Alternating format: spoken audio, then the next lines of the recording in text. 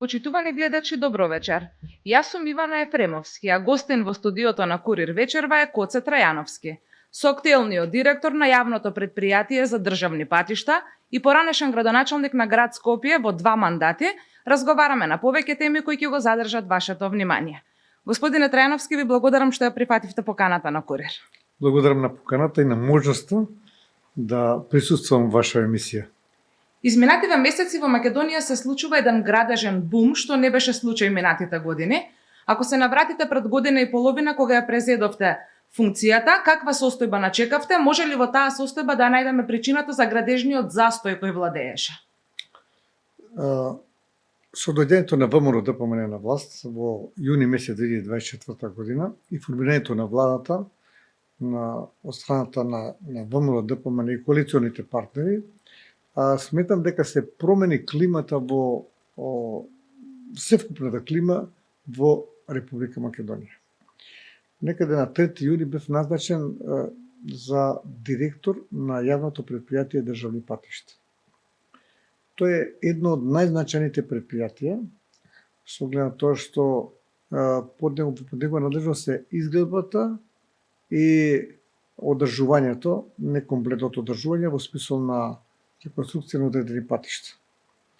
Кога дојдов 3 јули, нормално пред се си направиш една добра анализа во каква состојба го затекнуваш предпријатието.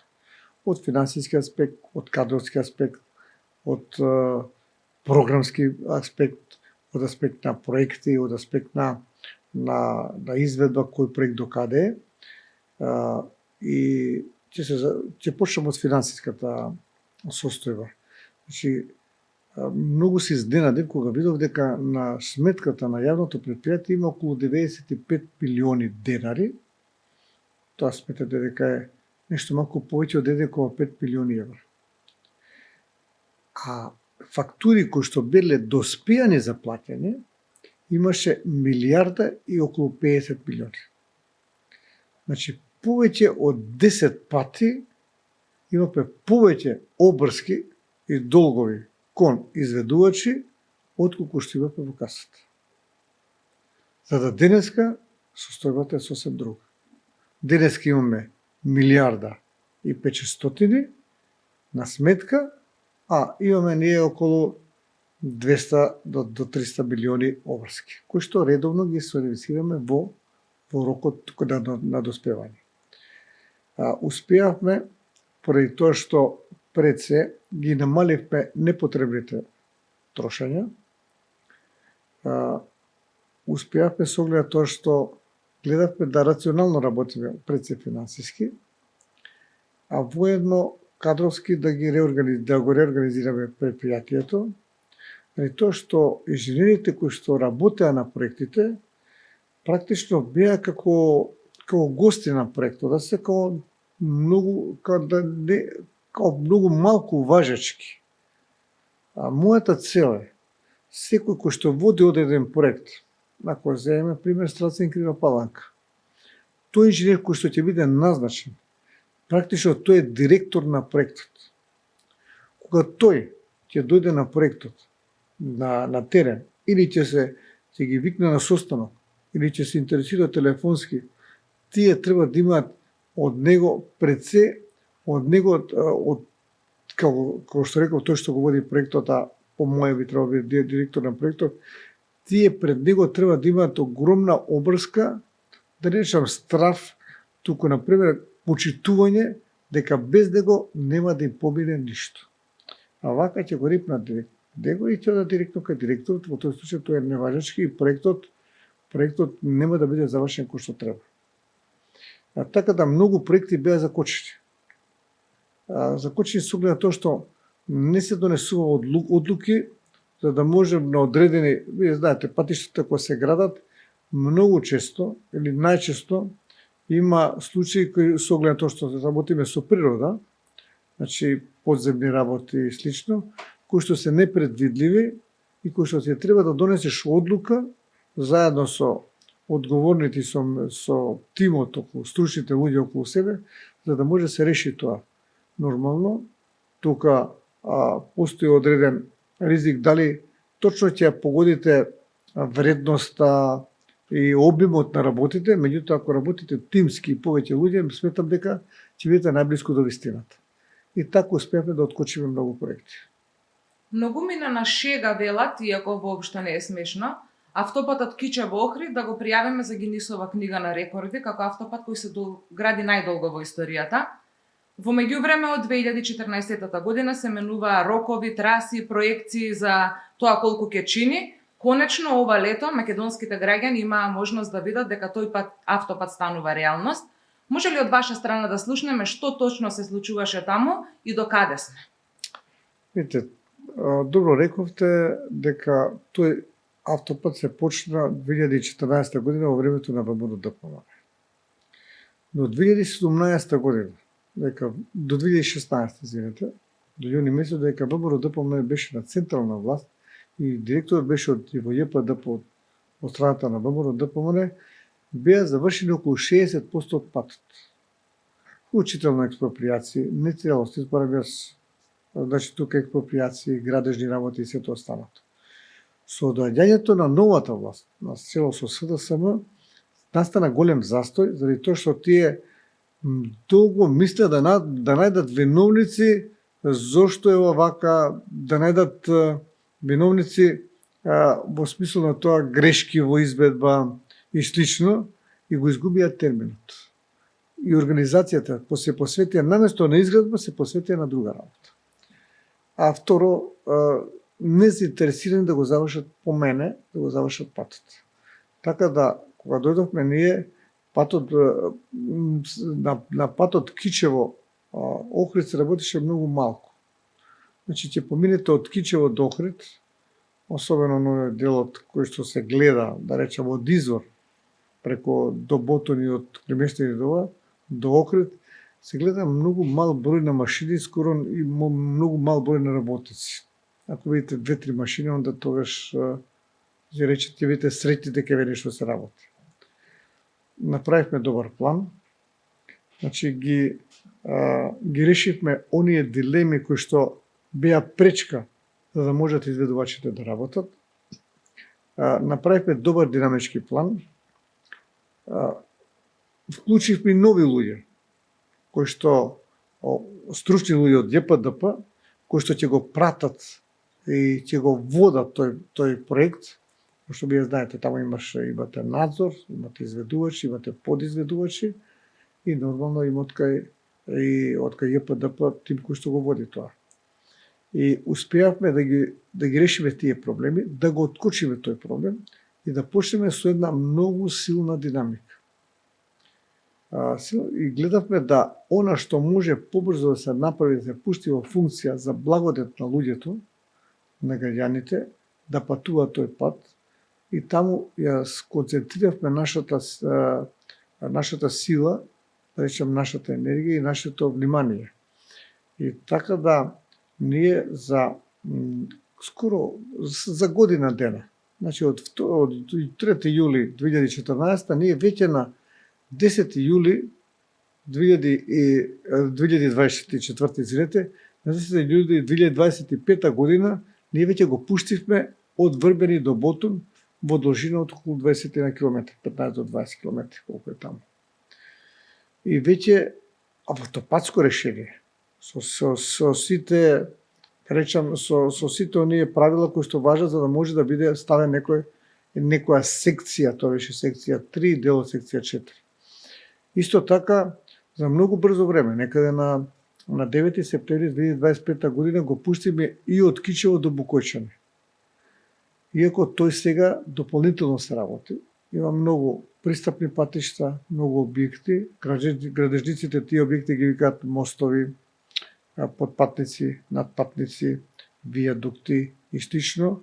Значи, и тие се веќе решени и очекуваме ние дека до крајот на годината од Климештани до Охрид целосно ќе биде пуштено автопатското решение. Значи, сега има прекин кај Требениште, ради надпатникот, и одредени подпатници, кои што се во самото населено место. И морам да кажам дека една од најтешките делници кои се гради Тоа е од Клемештани до Охрид. Најтешка поради неколку причини. Првата причина е што тој поминува низ густо населени места.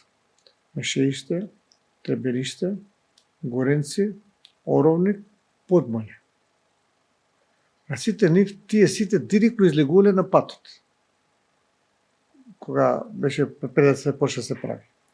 И на сите нив требаше да се направат паралелни патишта, значи регионални, на кои што тие ќе се приклучуваат, а тие па регионални преку клучки треба да се вклучат на автопатот, со цел да и ради безбедност и ради друго. Втората причина, која што е многу, поради тоа што е многу тежок за изvedба, е тоа што тој поминува на самата траса која што е постојниот пат. И вие мора, не знам колку, огромен број на сообраќајни времени сообраќајни решенија на пренасочување од лево на десно, од десно на лево, од лево на десно, од десно на лево. Значи, ќе направиш едната на левото, па завртиш на десно. Па после на таа што се направил го пренасочуваш сообраќајот. И се така. И уште сега има уште една тие тоа го вика девијација, уште една девијација правиме така за да може да го пуштиме некаде при крајот на годината. Исто така косините се голем проблем. Борибе сега делница 1 и делница 2. Тоа е од Кичево па се до Врбјани. Значи до пред тунелот, а и после тунелот има малку. Значи, многу е чудно да има косини со толка толку високи и толку коси косини. Мислам дека направена е во изминатиот период кој дојде СДСМ некој одредено облажување на тие косини, меѓутоа тие немаа стабилизиран. Еден од инженерите мене ми вели вака. Јас работам во Франција. Кој се правеше косината и кој ќе дојдеш до нивото кај што треба патот да биде, ја косината може да биде 20, 30, 50, 60, може и 100 метри, веднаш се прават колови, шипови, значи бетонски долу и се стави подпорни ѕидови. Овде и после 10 години нема. Заедно со министерот Александар Николовски, кој што исто така не е ресорен министер на јавното предпријатие државни патишта, ние заедно со него на неколку состаноци со кинезите баравме решение. Решение кој што ќе значи стабилизирање на тие косини. Стабилизација и заштита на тие косини. Они се нафатија во добар дел, во другиот дел и нашата проектантска куќа која што беше избрана за тоа. И веќе се почна со стабилизацијата, тоа ќе биде со галерии во едниот дел, а во другиот дел со едно друго решение со големи шипови или големи колови во земја и одредени сајли кои се бидат натре во бризгувани длабок од 25 до 30 метра во косината, за да може да го држат тоа. Така да веќе почна и стабилизацијата на косините конечно. И се нормално тука е вклучен ревизија Гражденски факултет, катедрата која што е за таа област, и ние сме во постојани контакти, значи они ги одобруваат со ревизиите, ако нема нешто коригираат, за да на крајот имаме стабилни косини. Вие и кога бевте градоначалник и сега како директор, повеќе сакате да сте на терен отколку затворен во канцеларија. Така често правите и увиди на патиштата кои почнуваат да се градат, одите да видите до каде е работата, дали треба нешто да се насочи. Кога правевте увид на автопатското решение за Тетово-Гостивар, рековте дека коридорите 8 и 10D не се само обични зборови, туку дека лично сте го виделе напредокот. Колкав напредок има на тој пат? Видите, проектот кој што е со Бекстел и ЕНКА за коридорот 8 и коридорот 10D.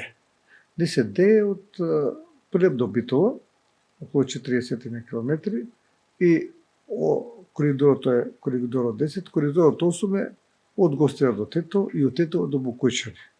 Тоа се значи 3 секции, да речам, или 3 делови, така и е во договорот дефинирано.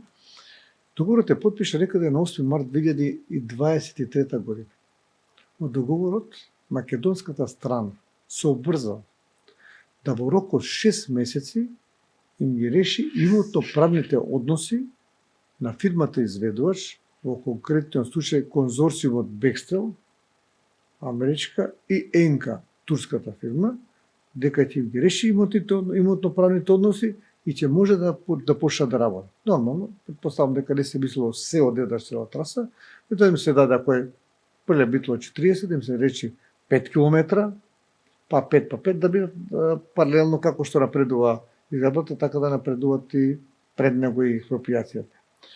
Кога дојдов на дијаста 3 јули, немаше почнато ништо од градбата. Значи, освен таблите на кои што кажува дека од тука ќе почне да се гради, тие остана како сведоци на едно време во кое што сликањето беше поважно од работата. А можеме да кажеме дека за неполни неколку месеци, месец-два, ние ги воведовме во работа. Ги решивме имотно-правните односи на овие делници, за да им овозможиме по неколку километри, за да можеме да ги воведеме во работа Бекстел и Енка. Го кажам заради тоа што кога веќе потпишат договорот и им е кажано во договорот, мислам, потпишана обрската да ние им го решиме имотно-правните односи, тие како сериозни компании се мобилизирале. Значи си донеле механизација, си донеле луѓе, значи си направиле планови, почнувале кампови и сето тоа Македонија морало да го плаќа. Заради тоа што таквите компании имаат многу сериозни и врвни адвокатски куќи кои што ги пратат. По договорот се е наведено. Доколку касниме за тоа, ќе платите толку. Доколку ова не биде, ќе платите толку. Ради чекање на дел. Не е како кај нас. Ќе му дадеме време до тогаш, па ќе видиме што ќе се случи. Значи, они се мобилизирани многу и ние плаќаме по 3 милиони евра месечно за тие работи. Значи, ја кошта Македонија тоа што не било навреме завршено. Меѓутоа, успеавме и за многу краток период, колку што овие за година и нешто го завршувале, ние сме го завршиле за месец и нешто. И со тоа ние секоја сме напред со експроприација во однос на граѓани работи на Бекстел и Енка. Не е само експроприација. Тука исто така за подземни и надземни инсталации, далеководите, преку МЕФ, што се собственост на МЕФ, што се собственост на ЕВАН, преку телекомуникацијските кабли, кои тие најчесто идат покрај патиштата блиску, а далеководите пресечуваат системите за наводнување, поготово Полошкиот регион. Па има и во Пелагонискиот регион меѓу Прилеп и Битола. Сите тие не треба да ги изместиме и да ги премостиме преку патот. Паралелно и тоа го правиме. Исто така има доста локалитети кои што треба да ги реши. Тие се на траса. А одредени локалитети, као градиште што е над струга, доколку не го решевме, требаше трасата, не можеше материјал да земеме, не можеше косината да направиме стабилна, требаше да пратиме дополнителни 50 милиони евра. Го решиме тоа за 2 до 3 месеци. Исто има локалитети во Плиепско-Битолскиот регион, во Пелагонискиот, на кој што исто така активно се работи со Министерството за култура и со соодветните институции кои што се за археолошките истражувања. Ваквите проекти ни се многу важни за инфраструктурата, да возиме по понови патишта, побрзо да стигнуваме од еден до друг град. Но колку овие проекти се важни за економијата на цела држава, за развивање на туризмот во Македонија? Видите, тие се важни и за туризмот, и за развојот.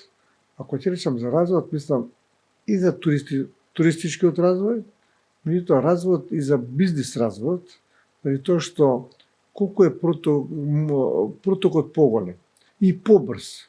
Ако вие од Скопје за Охрид стигнувате за 2 часа максимум, или може би побрзо, во тој случај измеѓу Скопје и Охрид приклучувањата ќе може да најдат многу индустријски објекти кои што ќе може да се никнат. Пред се во градовите и блиску до тие градови.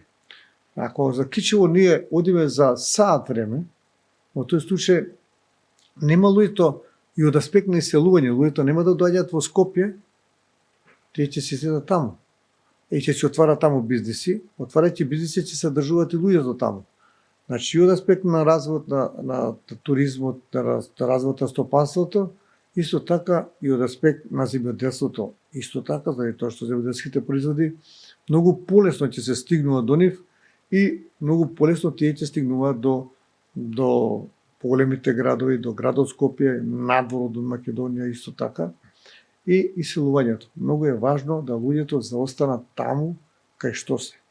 Вчера бев ја во Кривогаштани, силата околу Кривогаштани, во општина Кривогаштани, ја бев фрапиран кога ми кажа дека произведуваат 20.000 тони пиперка. 20.000 тони. Ако еден шлепар носи по 20 тона, значи ти имат 1000 шлепари кои што треба да поминат. А патот е 3,5 метри. Ние на тие луѓе треба да им овозможиме инфраструктура за да можат да дојдат шлеперите, да го земат да земат пиперката побрзо, побезбедно да ја однесат кај што треба и со тоа луѓето ќе се останат таму. Ако не, ќе се исилат, нема ниту пиперка да имаме таму, ниту луѓе да имаме. Ако ја дојдат во градовите, тоа веќе е преблокирано. Како поранешен градоначалник сигурно знаете колку Би сакал само ова, извинете, Поведете. значи за неполна година дена. Значи ли за година дена. Успеавме да откочиме многу проекти кои што беа закочени од претходната власт. Ние се продискутиравме за Кичево Охрид и за договорот со Бекстел и ЕНКА. Меѓутоа би сакал да кажам дека голем предзвук не беше исто така градско Дреново, градско Фариш Дреново. Тука беше во првиот дел Штрабак, кој што ги беше обгеотел машините. Ништо не се работеше, заради тоа што не беа решени одредени дилеми кои што се јавиле на теренот. Тие си ги спакувале машините, не се плаќа и не се решаваат проблеми. Успеавме за месеци нешто да го решиме проблемот, пред се министрот за транспорт и врски, Министерството за финансии, ЈПДП и владата да успееме ние тоа да го решиме, да се вратат и ние пред минатата година, околу нова година, пред или после неколку дена, ние да го пуштиме тој патен правец. А сега летово го пуштиме и низ Дреновската клисура. Проектот беше катастрофален, моравме да интервенираме, зашто јас кога одам на терен, не одам сам, туку одам со стручни луѓе, со професори, со луѓе кои што дополнително сум ги ангажирал како консултанти на јавното предпријатие и веќе по тој пат е многу побезбеден. Само една карпа која што имаше околу 1000 метри кубни карпа успеавме да решиме за неколку месеци, кој што беше, а патот веќе изграден. Исто така го земеме патот Страцин Крива Паланка. Многу е важен за развојот на тој град. На тој и на Паланка, и на Ранковце, и на целиот тој регион. Значи, мора да продолжиме Македонија да поврзуваме со патишта, кои што се автопатишта или експресни патишта, иако ја сметам дека повеќе не е голема разликата меѓу автопат и експресен пат и подобре да има на експресни, и тоа зависи од конфигурација на терен, зависи од ова. Така да интензивно работевме минатата година и мислам дека успеавме да пуштиме околу 5 да речам патишта кои што во тоа време беа со многу слаб квалитет, а некои дури и беа ставени во мирување поради нерешените односи. Сето тоа е со помош на владата на Република Македонија, со премиерот Христијан Мицковски, кој што постојано се интересира и постојано исто така ги мобилизира одредените останатите институции да, ако ние сме за патишта, што треба да ни помага. Тоа се Министерството за животна средина, Министерството за земјоделие, Министерството за финансии, Оддел за имотно-правни односи, Оддел за катастарот, Државното правобранителство, Бирото за проценка, сите тие се вклучени во решавањето на проблемите. И ние на 10 дена имаме составно кајмене со сите нив. И кај што има проблеми, тука ги решаваме на масата одредите, даваме рокови кога да се решат и така работите одат. Значи, се работи тимски, организирано. Ги организираме сите институции. Не е само ЈПДП, туку напротив, тука е владата, тука е Министерството за транспорт и врски, кој што е наше, пак ќе повторам уште еднаш ресорно министерство, и сето тоа е производ или резултат на една заедничка, тимска и организирана работа. Велите тимската работа е многу важна. Градоначалниците постојано кажуваат дека има многу едно олеснување во функционирањето, тоа што имаат добра соработка со владата и со јавните предпријатија. Сега кога сте вие директор на едно јавно предпријатие, каква соработка имате со градоначалниците ширум Македонија? Ние можеме да кажеме дека имам добра соработка со градоначалниците, со оглед на тоа што имаме потреба да, особено кога поминуваат низ населените места, треба да имаме добра комуникација и заедно да ги решаваме проблемите. И јас можам да кажам позитивно во смисла на соработката. Во недела македонските граѓани гласаат на првиот круг од локалните избори. За град Скопје имаат 16 кандидати на гласачкото ливче. Доколку имавте можност да ги разгледате програмите, идеите, предлозите кои ги нудат, чија програма е некако најблиску до она што вие го нудевте за Скопје, која е најреална и најпотребна за скопјани? Ете, први, да имате 16 кандидати за главниот град, очигледно многу зборува за состојбата во која што се наоѓа државата, во која што се наоѓа локалната самоуправа. По многу посериозни држави, кандидатите се бројат на прсти. Значи издефинирано е. Се гледаат кои луѓе на вистина се во јавноста веќе етаблирани и веќе јавноста ги перцепира како идни, можни идни градоначалници. Ова е еден индикатор на тоа дека е многу лоша состојбата. Да имате 16 кандидати. Не подценувам никого, и тоа ви кажам за состојбата. Второ, која програма е најблиско? Може би ќе звучи вака пристрасно, меѓутоа мислам дека програмата на Орсе Ѓорѓевски е најблиску до она кое што јас како градоначалник на Скопје бев 8 години, можам да го кажам. Значи во таа програма се содржани многу проекти кои што уште тогаш кога имав јас, кога бев градоначалник, ги оставив како проекти, или како визија, или како идејни решенија. Тие се содржани, за жал, 2017 кога заминав, многу проекти останаа нереализирани. Или пак не се реализира. Ако земете Луна паркот, жалосно е да 8 години, некои да 7, во 7 години младите луѓе да не може да уживаат во благодетите на еден Луна парк. На големи врата се заговараше дека не е тоа Луна парк, туку ќе биде културен парк. Забавно културен, не знам како, името му го менува. А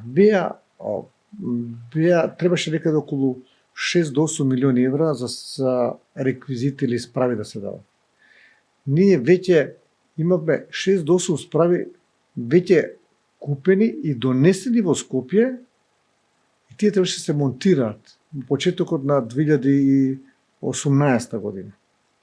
А целиот за Луна парк. Донесовме струја, трансформатор, вода, пекална, партерно уредување комплетно, со патеки, кај што треба да бидат, со идејно решение која справа кај треба да биде.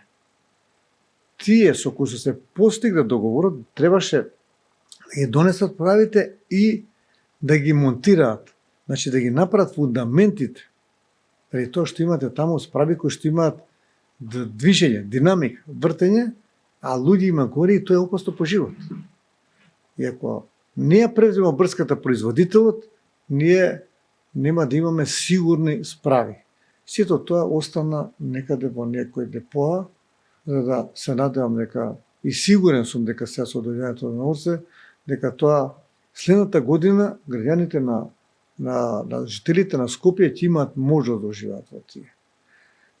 Демете го исто така го најавив кај момент поток и кружниот тек и клучката уште 2017 гледате ги моите не спотови, ајде да речам спотови, изјави на терен кои се појавиле кај што е сега кружниот тек таму кај Хубо маркет што беше сега веќе Хубо маркет е таму позади. Кај Лимак исто така. Значи јас сум еден од тие кои што го потпиша тој договор за да има подземен премек кај Лимак и во делото кај што доаѓа кај Карпуш има, значи треба подземја да оди, да има огромен кружен тек, под него да иде во Лимак да се влегува. Тоа ќе биде најголемиот кружен тек, кој што ќе биде на две нивоа на некој начин, а на излезот према кисела вода, уште еден кружен тек ќе има на улицата Железничка, или Јордан Мијалков кој што беше сега премина Железничка, и на другата страна меѓу Кучо Рацин и улицата која што води према Рамстор. Да. И тие ќе бидат на исто ниво. Под нив ќе се помине во према кисела вода. Тоа е многу важна дел од Јужниот булевар.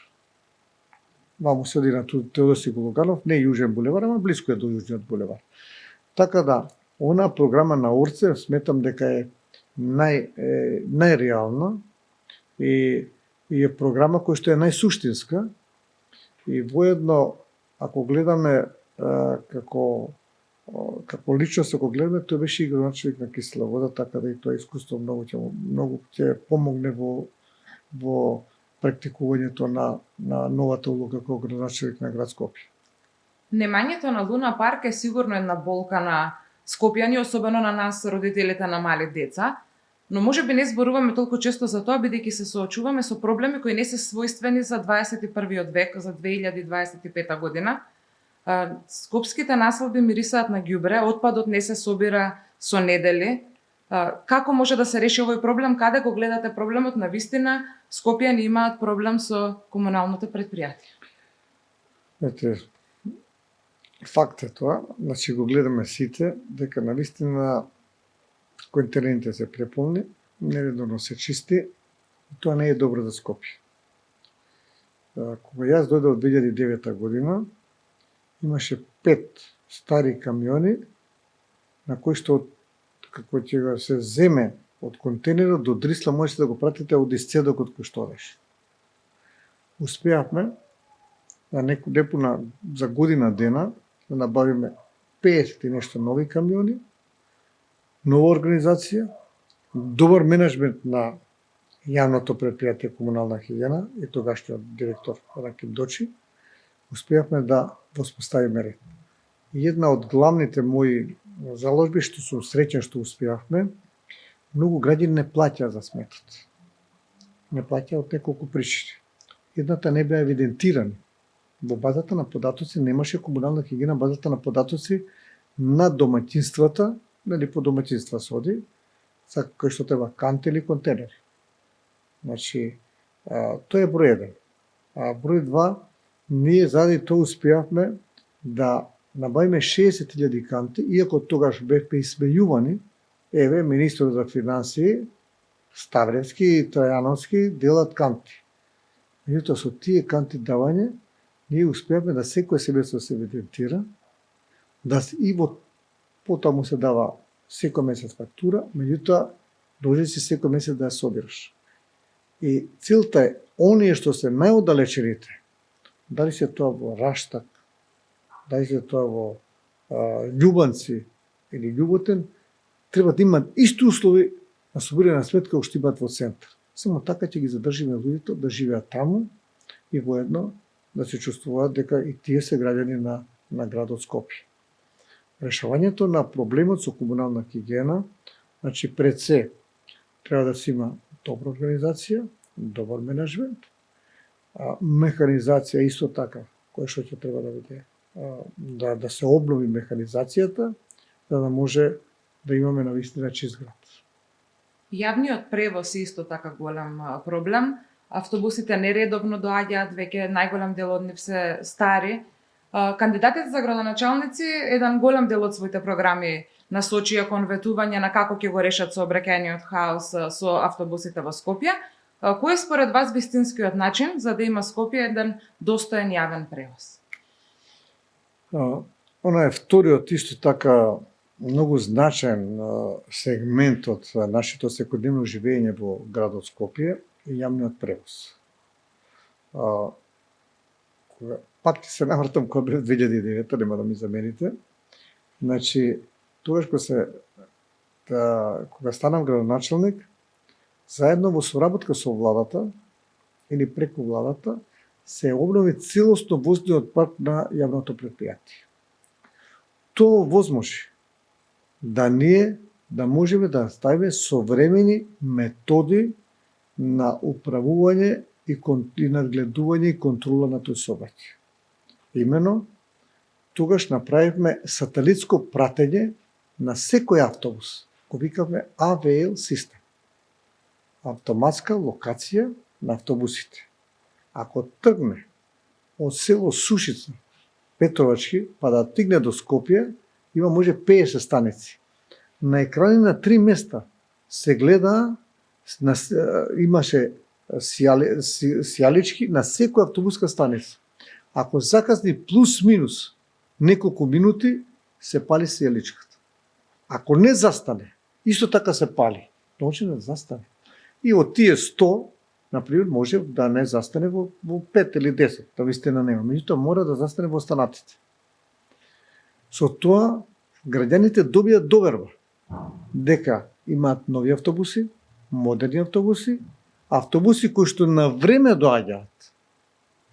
И направиме голем исчекор со тоа што направивме да воведовме, значи, плаќање со картичка, за прв пат скопска се викаше, сега кандидатите имаат друг назив, малку пошироко гледаат, и за услуги во другите институции.